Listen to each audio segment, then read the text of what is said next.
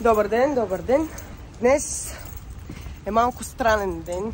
Тук ще разбрах, че съм на фризьор от 2. Аз мислех, че съм от 3. Сега е 2 без 20, даже без 10. И съм на разход пред кучето. След това тръгвам. И до вечера съм на един много готин евент.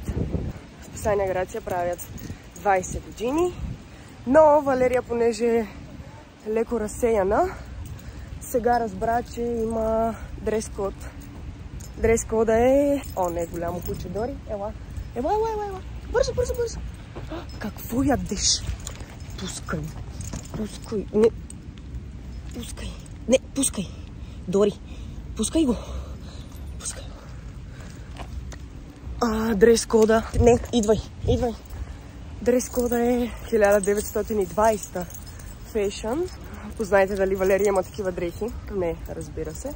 Сега Валерия закъснява за коса. След това е на грим. И след това с тази ретро прическа и този ретро грим ще се появи в Парадайс, за да си търси дрехи и обувки. Ще видим какво ще стане. Ще бъде интересен ден. Пожелайте ми успех. Прибирам кучето и отивам към Вилко. На всичкото отгоре даже и вали. Прекрасно. Колко по-зле може да стане. Това не трябваше да го казвам, май. Ще се оправим, дай. Тичам. Каручката ми.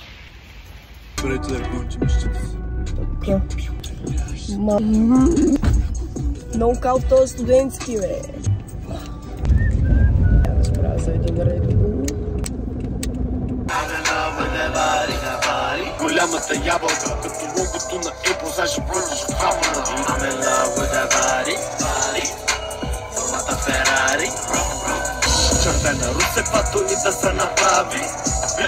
Персоналите топали, точно най-вкусничката. Идвам, Билко! Добре сме. Ти вина на Португал, бе, брат! Не, аз съм умна. Добре сега.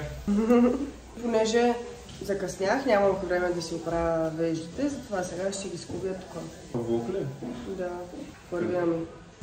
Не. Вилияне. Днес ще правим ретро прическа 20-те. Представяш си? След 100 години, като е първо 1000, като е 2000...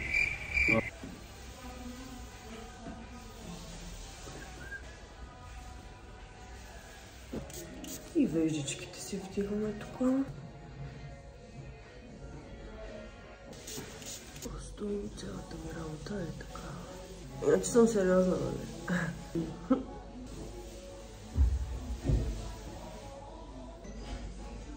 Натискаме. И другата първо надолу. И след това вдигаме. За веждите си използвам най-обикновен глицерин от аптека, може би 3 лева струва. Пръскам четчицата с едно спрече с вода, търкам в сапуна и така. Много хора ме питаха как. Така го правя и накрая притискаме, за да може да залепне хубаво косъма.